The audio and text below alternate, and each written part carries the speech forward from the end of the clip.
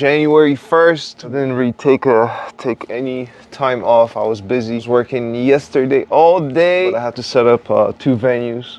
Again, Happy New Year. I want to wish everybody the blessings, all the greatness, and all the good stuff for 2026. Hopefully, you know, the year is going to be productive and rewarding. But anyway, I want to talk a little bit about this guy right here, because people always ask me in the comments quite a lot which controller I'm using. So this is Avid S3.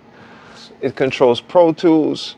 I believe it controls other DAWs as well. My very first experience with faders, Command 8. When I used it for the first time, I was like, you know what, I'm never going back to mouse only. I feel like having both a mouse and the faders definitely helps the workflow. It speeds it up by a lot, because obviously you can grab a whole bunch of faders, do the automation and a whole bunch of other things. But switching to Yukon definitely made a difference because everything felt a little bit tighter. Everything was much more fluid. I think because it communicates through Ethernet, definitely sends a lot of data in and out. And sometimes when I check my data usage of my computer, it actually is usually in top 3 of the things that take and receive the most data. So there's definitely a lot of information flowing back and forth. Like with the other ones, I've got it maybe like a year and a half ago.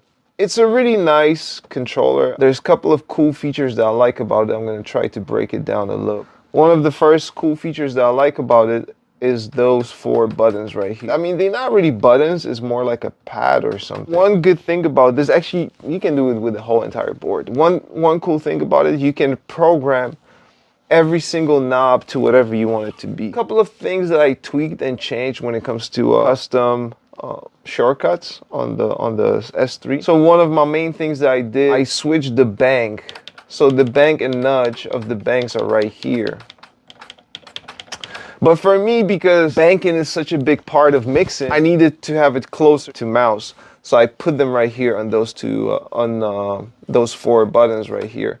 So I can do the banking. So I got my banking on the right side, and then I got my nudging on the left. So you know, I can just do each one fader at once, or I can do the whole 16 all together. So that's really cool. That definitely helped me out with the overall workflow. And I know it might not seem like a big deal when it's like, you know, instead of just going here, I can do it here. But I think because it's such an important move that I do all the time, I just need to have it close. So when I move stuff, I can just...